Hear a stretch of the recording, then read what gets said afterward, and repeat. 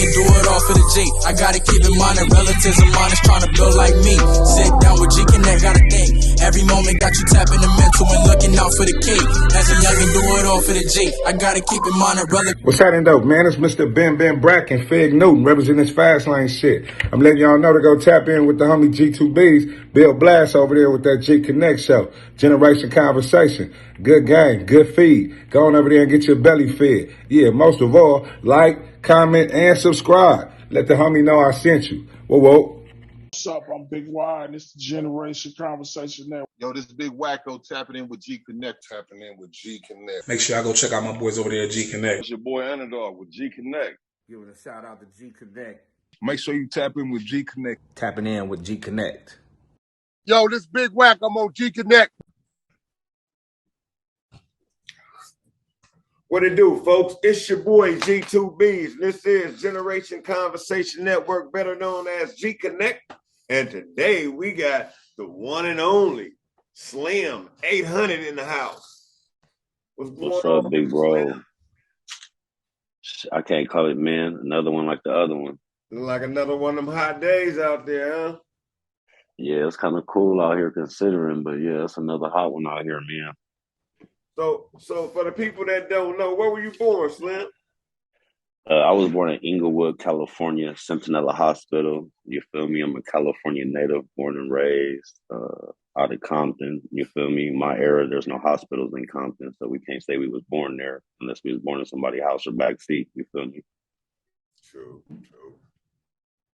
Okay. What school did you attend growing up? Shit. I went to George Washington Elementary School right there in my neighborhood. You feel me?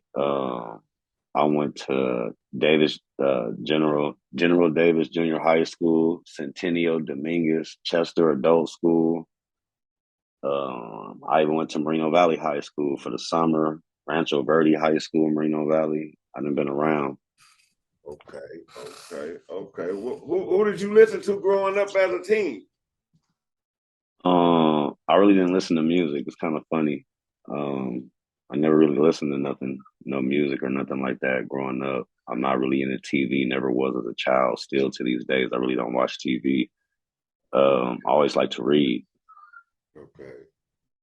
Always like to read. As a kid, you know, the Bernstein Bears and, you know, little Popeye books, Dennis the Menaces and shit like that. And as you get older, you graduate into other things. Me personally, I went from the science books to the urban tales because I went to prison at a young age. You know what I mean? So it's like right at that high school line, I went to prison. You know what I mean? So the guys in there give me books. I think my first book I ever read that was like fucking way out to me was Candy Liquor by Mark Anthony. Candy Liquor? Yeah, by Mark Anthony. You know what I mean? One of them real seductive ass books. You can kind of just picture the shit, big bro. You feel me? Right. Okay. Who do you listen to today, music wise?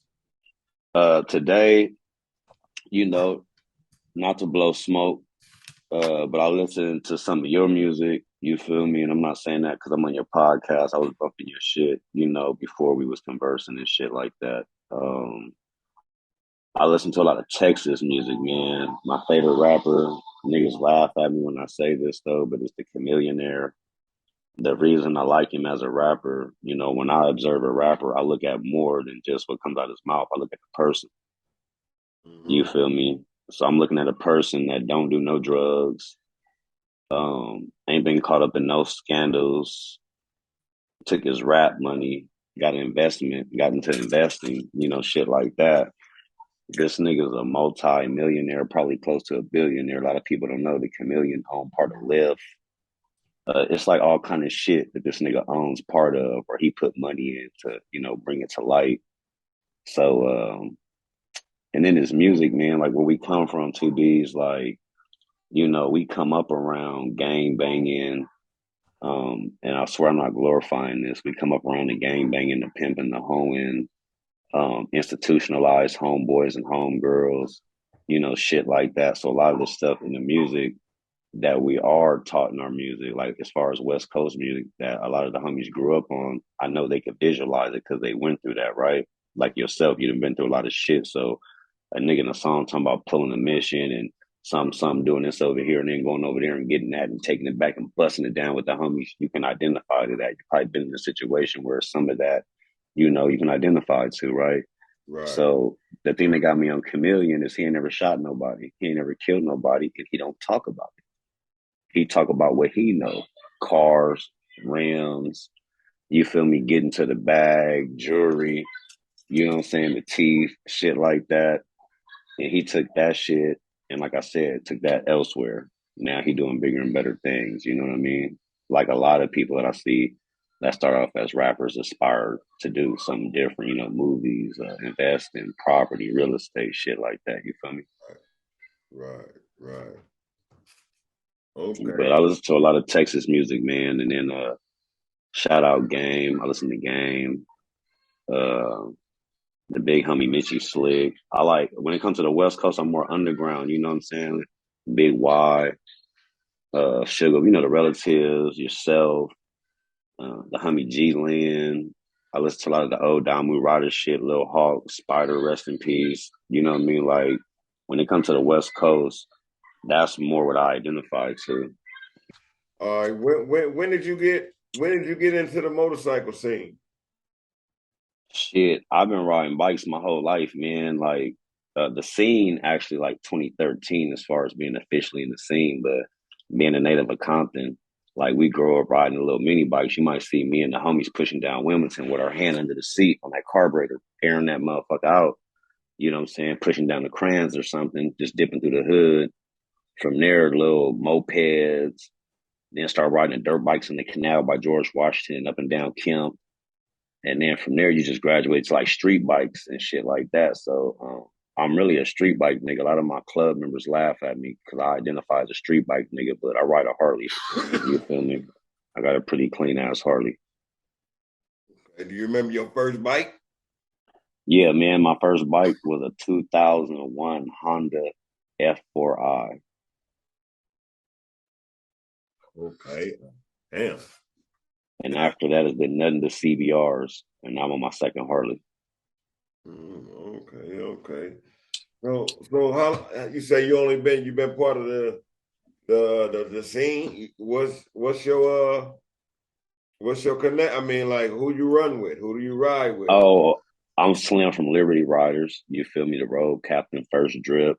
We got 3 chapters: Las Vegas, which is the 3rd chapter; Riverside, which is the 2nd chapter; and Compton, which is the mother chapter, the 1st chapter. And shout out to my presidents out there, Touche from Riverside, and Moon from the Compton Liberty Riders, and my big brother Compton Money, Las Vegas. Okay. When did you get into writing? But you say you write raps, right? You write for people, or you just write? Yeah, like I write, and I done gave like a few underground artists some bars, like actual whole songs. I really don't like my voice. When I hear myself rap, like I just don't like the way I sound. You know what I mean? It's like people that got voices that make you listen to them for one reason or another. You know what I mean? They have something that just makes their voice stand out or their words stand out more than anybody else. I mean, it's not even their words, it's their presence, maybe. You know what I mean? And I feel like, they no disrespect when I say, I don't know, people take everything so disrespectful, but I don't know if the phrase Joe Schmo is anything disrespectful these days, but any Joe Schmo could write a good song and it could be a hit, but it takes that right person to deliver it. You know what I'm saying? This is just my opinion. I'm not saying this is the truth. This is my truth. You know what I mean? It takes the right person to deliver that shit. You know, you got a person like Snoop Dogg, and let's just say I wrote a song and I performed it and I put it on YouTube, and that motherfucker got 20 views. And Snoop heard the song like, damn, nephew, I like that shit. How much you want for that song? Oh, Snoop, give me X, Y, and Z. And he take care of me. And he dropped that same song. Motherfucker might go 5 times platinum because of who he is. You know what I mean? So that's kind of the way I look at it. Right. Okay. how do you feel about the violence that's plaguing the world today? It's like all these young rappers killing each other, all these school shootings, just period. It just from back in the day, there was maybe it was the same. I don't know. It's just more televised now. I think a lot of the rappers today, respectfully, are trying to live y'all generation life of the young, if that makes sense. You know, for those that'll see this, I don't know the big homie personally. I don't know Bill Blast personally. Well, I know him. He don't know me. You know, I was a youngster and seeing people like him. Shit, man, I done been in Inglewood as a child. I remember seeing Lil Hawk, like niggas of y'all generation and niggas in my hood, Don Juan, John T, Mexican Rob. You know, it's a lot of others I can name. Coke, Maru, like the niggas that's older than me. You know, y'all been through a lot more. That like our generation been through some shit. Our generation for sure been through some shit. But y'all generation been through some shit. Like where people know it or not, not only like as Don Moose, y'all fighting the Crips, but y'all fighting the Crips, the cops, and the government. The Crips are fighting the Don Moose, the cops, and the government because they dropping off certain shit, certain places so that you can, you know, extinct one another and then take you down for doing the job that they really want to do, but they can't do because they got this badge on. So we'll let these niggas kill each other and then lock them down. We're going to give big such and such 100 years for killing such and such dog. We're going to give such and such Rue 200 fucking years plus another 100 years for killing such and such low. When, you know, a smart man that can sit back and analyze this shit, know if they playing chess with us. And that shit, you know, whatever homies we done lost were pawns, unfortunately. You know what I mean? So I look at the violence today as they're living out y'all yesterday, if that makes sense. You know what I'm saying? The shit that y'all went through. It's kind of. I'm saying they're getting the results. They're getting the results. The results, meaning the bloody ending of which y'all really had to tragically deal with on the daily, fighting and this and that. They didn't cut out the fighting. And like you say, this internet shit cuts in. So this is a lot easier, you know, to locate a person and obtain where they at and go do what you got to do if you so choose to go that route, right? Back then, y'all really had to go out hunting for your man, and you know, it took a lot more footwork. Right. You know what I'm saying? But they're getting the results, the ending result of y'all yesterday. That's what I kind of meant by that. I feel you. I got a spark on that one. Matter of fact, yeah, I feel you on that. What's your favorite album of all times and why? Oh, but you say you don't really listen to music, so that's my favorite album. Well, I got a favorite rapper, so I got a favorite album. I'm gonna have to say it's the Chameleonaire and Paul Wall "Get Your Mind Correct," the Swisher House album they put out. That shit is dope. I bang that on my Harley to this day. Shit is dope. You familiar with the battle rap scene? Nah, not too much. Not too much. I look at it because I got a little cousin when I got out of prison this last time. He heavy on that shit and he had me watching it. The thing that kind of made me fall back is like them dudes be like in each other's face and talking so loud, especially, you know, I love my New York niggas, you know, shout out to the East Coast. Them niggas be spitting and boo so aggressive. I'm like, oh, blood, this shit right here calls a fight. I like, this ain't even my scene. So I'm really a laid back person. You feel me? I'm not with the who, rah, rah, rah. I don't need to be the person in the front. I don't mind playing the guy in the back. You know what I'm saying? Okay. So, you know, I know my strength. My strengths are mental more than physical. That's right. You know, I'm gonna just give the people a brief, you know, rundown, really, you know, in between the cracks of what you asked of who I am. So they call me Slim 800. You know, I'm from the Mafia Lane side of Fruittown, Power Root. A lot of people, when we tell them we got a Mafia Lane side, they kind of look at me with the rock eyebrow, like with Mafia Lanes, you know. But in our hood, on Rosecrans or Wilmington, on the Kemp side, you know, Kemp and Cherry, Kemp and Plum, Kemp and Cressy, that runs right into George Washington, you know, elementary school right there. That's called the Mafia Lane side. You know what I mean? So anybody that was raised on the 800 Plum, which that's why I'm Slim 800. I'm Slim from the 800 Plums. You know what I'm saying? Anybody from 800 Cherry, 900 Cherry, Cressy, you know, them blocks, we Mafia Laners. You know what I'm saying? So, I'm from Fruittown, Paru. Like I said, came up with all the guys, went to all the schools with all the guys, George Washington, Davis, Centennial, Dominguez, Chester Adult School. I went to prison young, like most. I had to kind of learn how to be a man in prison because I went to TDC, where a lot of my homies, when they first got arrested, maybe as children or young adults, they went to CDC, so they were in prison with people they pretty much were probably already familiar with, probably went to school with, or just neighborhood recognition, just a immediate alliance with other people. Because like just say back in the day, you got neighborhoods that clicked up. So like when I was growing up, it was the fruits and the trees. We were one hood. It was like the Bompton fruit trees. So back in that day, if a nigga from the trees went to the pen and saw Fruit Town, homie, he was locked right in. Or vice versa, Fruit Town run, and I'm speaking the past tense. I understand, what goes on these days, but Just, you just, know, just to reinstate what you're saying, I feel you because back in the days we used to be Pueblo villain. You know what I'm saying, or villain Pueblo. right. We used to be clicked with them dudes, but today it's a different story. It's a different story. So I like to think of the better. Generations in between that beef. So Right. It is. So a lot of people being, and it's hard for me to say, oh, Paru or Damu. Like I don't separate. When I grew up, everybody wore red. Everybody said blood. It was just, you heard it two different ways, on Bloods or on Paru, but everybody said, what up, blood? We was all blood. So, I don't, for those that politic to that extent, I don't politic to that extent. I just look, hey, we all Damu. Whether like Big Y said on the song, where you throwing up the B or you throwing up the P, we all the same. You know what I mean? So, Or like you Fed know, said, bang both of them. bang both of them. So, when I went to prison, I went to prison in Texas, to the Texas Department of Corrections in Henderson, Texas, a prison called Bradshaw State Jail. So when I went there, I didn't have nobody to lean toward or look, like, oh, these are my homies.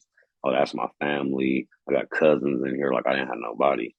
You know what I mean? And it was a good experience for me. I learned how to be like Texas made me. I give credit to Texas for developing me as a man, for giving me morals, things to stand on, because I was still a child when I left California and went to Texas and started doing what I did to get me in prison. You know what I mean? Nigga ran across a few good older heads, some from Texas, one from Cali, homie from 20s, nigga named Pretty Tony. Kind of molded me, like I'm young, I'm at the child hall reaching over nigga shit. He like, blood, you can't do shit like that. Like, I don't know the mannerism, I don't know the structure of being in prison. Right. I ain't never been to prison. First time I go to jail, boom, they send me off. Right. You feel me? So, he just taught me the rules, how to carry yourself like a man and still be humble. Right. You know what I mean? To where you can humbly demand the same respect you're giving people and they give it to you type shit. He was real good and real big on respect, but at the same time, he was big on being humble, because he was a big nigga and he could have been a bully, but he wasn't. He would talk to you. He was very humble. And then if you crossed him, like, blood to destroy you. I done seen him, toss a few niggas, unfortunately. Right. But yeah, I mean, I've been in prison there, prison here in Nevada. Met a lot of homies like that. So it's like a lot of people in my neighborhood be looking at me like, damn, who is blood? Like, I don't remember blood. Like, nigga left as a kid.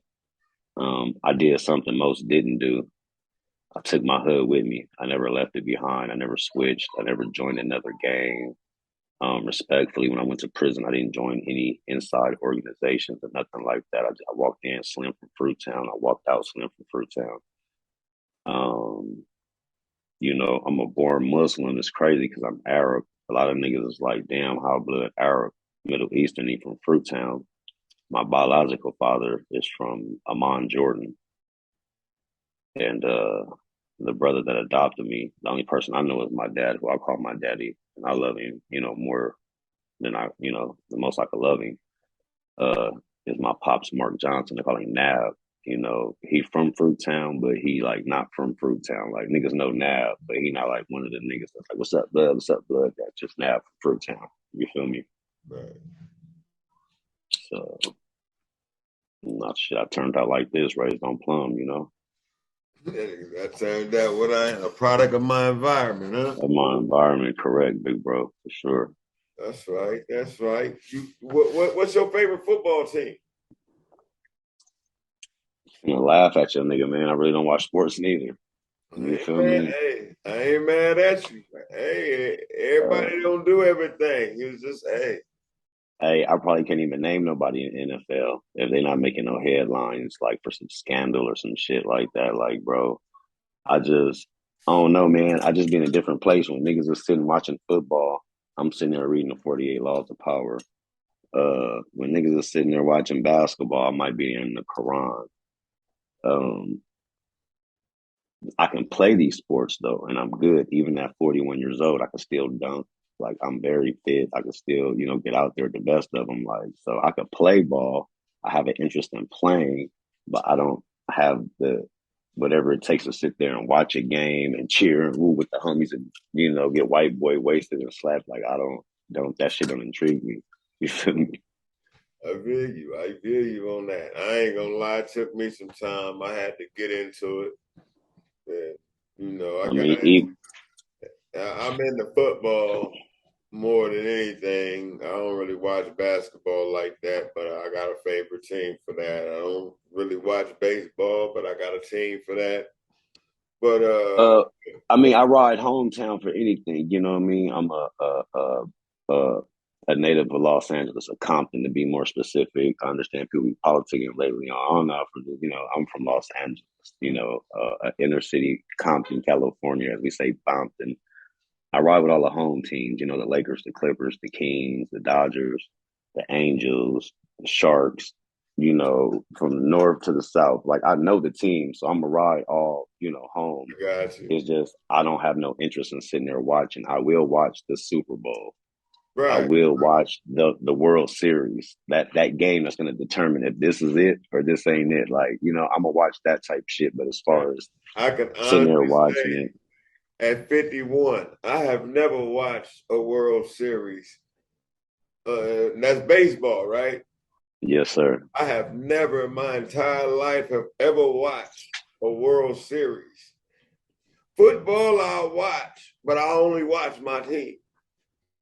Word. I won't go watch two of them. I ain't got no favorite other team. I ain't got. So who's your team, Blast? I'm a Niner fan, dog.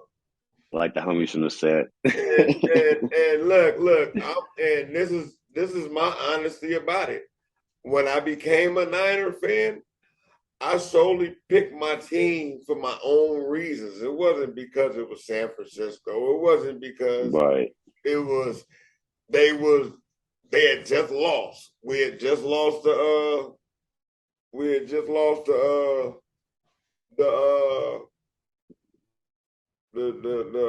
fuck the shit. Super Bowl. We just saw the Super Bowl. Kaepernick was still a quarterback. You know what I'm saying? He was still up in there. Okay. At that time, I became a Niner fan. And at that time, my son was at that age playing football. I had to pick a team so I can have something to relate with my son with. You feel me? I don't watch, so I can watch this with my son. Come to find out he ended up growing into liking just a football player. He don't really care for a team. So wherever that player go, that's where he go. You know what I'm saying? So which is cool for him. For me, I can't do that because I can't buy a jersey every time. That nigga jump ship. Yeah. You know what I'm saying? Or that nigga get hurt, or he just retired. Nigga, in the first jersey I bought, bro, the nigga retired. Oh yeah, that's bad. You feel me? You must bled out. He don't even play no more. It's an automatic throwback. Right. Soon as they run, Zooms. Oh, blood. I had to go get that dog, 52nd Street, so I went and got that number 52 jersey. No, And for yeah, sure. Willis, yeah, let's, you know what I'm saying? Season that nigga retired. What? So I still kept it moving though. You know. Okay, well shit. Throwback by default. That's crazy. And yeah, I'm a Clipper fan, not a Yeah. Laker fan. Now look, big homie, about them Niners, like as a child, like, you know, nigga peoples watch sports. So a nigga was a Niner fan as a child. Like used to watch that shit as a child. Like I'm gonna tell the truth. I'm gonna tell you why I don't fuck with football. So, all right. I used to live by Luthers Park. My address was 716 North Bullis. I could look out my window and look at the water slide. You feel me? The manager of the park, Cartwright, shout out to Anthony Cartwright. I don't know if he's still holding the park down, but he knew I had it kind of tough as a kid. You feel me? Pops in prison, moms dealing with demons. You know what I mean? Whatever. So bro used to open up the park to me and shit like that. Let me swim at nighttime. So I went to shout him out for that. So I live by Luthers Park. Because of my address, it sent me to Dominguez. I go out there, I try out for the football team. You ever seen that movie, Lucas? Lupus? Lucas. No. Lucas.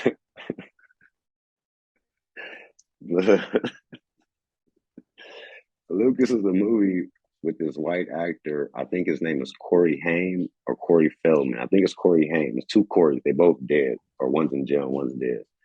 But it's the little white boy from that movie, License to Drive, right? Wear glasses and shit. I wear glasses. You feel me? Little white dweeb, and he went out for the football team. He actually made it though. Blood went out to catch the ball. They fucked Blood up. Blood glasses was cracked. It was all bad, right? So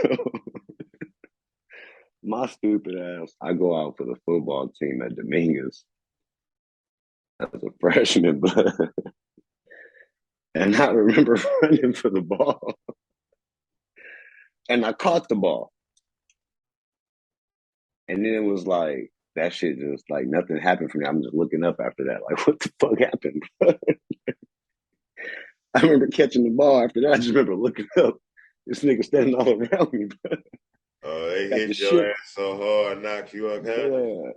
Blood knocked the life out of me, literally, right? They Lucased me, Blood. When I came to, I swear, 2 Bs. When I came to, I vowed, like, fuck this. I got up, started taking the practice equipment. I dropped that shit right there in the field. Blood, I don't play catch with my son. I don't play Madden football, blood. I don't fuck with football. I can dig it. So they Lucas me. Lucas me, blood. You gotta watch that shit. Smoke you a fat one if you smoke, and watch that shit. It's a funny ass old movie with Charlie Sheen and Corey Haim. The shit is hilarious. From a smoker's point of view, it's hilarious. Yeah, I'll get around to watching that. I'll definitely be finding shit to watch like that, bro. You know, it's part of research too. You know. Well, Yeah, shit. man. I appreciate you tapping in, bro. Can I get a drop about you, man? Nah, I appreciate you having me, man. And it's your boy Bompton Jack Dripper, a.k.a. Slim 800 on Gconnet, where different generations have real conversations. Check this out. Follow, subscribe, comment, like, subscribe, comment, do it again, tell a friend, send the shit a text message via email, man. Tapping in with 2 Bs. Oh, shit. One more time. I'm trying to make it saucy, big bro. I'm sitting here faded. I ain't used to doing no shit like this. I'm not, used to being on the camera and shit. All right. Different generations have real conversations. What's happening? It's your boy, official Bompton Jack Dripper, a.k.a. Slim 800, sitting here on Gconnet, where different generations have real conversations. Man, subscribe, tap, subscribe, comment, do it again, send it to a friend. I'm tapping in with the OG 2Bs, Bill Blash. I know what it is. Hit that like, or we might come for that ass. Woo, slam. Good shit. Appreciate you, man. Appreciate you. I appreciate you, big bro. It's crazy, man, listening to your music and then sitting here, like, you know, talking to you. That shit is dope. You know, that means a lot to me because I really respect my elders on both colors, both sides of the colors that, you know, did what they did, lived how they lived, and were able to grow mentally, which allows you to grow physically, you know what I'm saying, and worldly. So, you know, I just want to shout you out for that. You know, all the homies that's, you know, making strive, like, you know, a homie I'm close to is like the homie Big Hawk from Crenshaw Mafia. I used to live in Reno Valley with bro, right?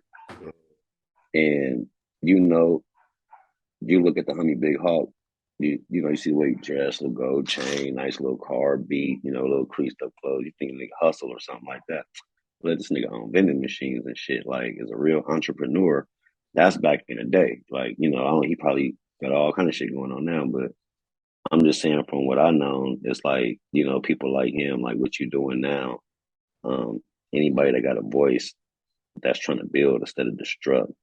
Anybody that's trying to bring together instead of, you know, infiltrating the vibe. You know, I'm with that shit. I support it. You know what I mean? And there's a lot of people, man, with voices and platforms that could be doing shit, and they really not. And I guess I understand why, because whoever got them in the headlock only allows them to do so much. You know what I'm saying? Like, as far as when you get to a certain level in a certain game, from what I understand, you know, motherfuckers be having you, you know, you do what they say or it's over, it's curtains. Well, And then you got people like yourself and others that ain't trying to hear that shit because your whole life you've been going against the chokehold, whether it be the system, you know, the streets, the this or that. Like, nigga ain't going for the chokehold. And when you get to that certain level and others like you get to that certain level, that's when we're really going to see change. But it take y'all generation, in my opinion, to spark the ones in my generation to influence the ones of that generation, if that makes sense. You know what I mean? that's right. Okay. Yeah, so I'll salute you, big homie, and I appreciate you for having me, man. Appreciate that. Go ahead, Me and my nigga G2Bs go way back. You hear what I'm talking about? Hey, man, Chill Dub always tapped in with the Gconnet, and you do know that. You hear me? You feel me? Hey, man, come check me out. It's Fishbone Willow, 321. You hear me? East Willow. Long Beach Boulevard and Willow, right there at the corner. Can't miss it. Pull up. You're going to love it. Okay. With D and G2Bs,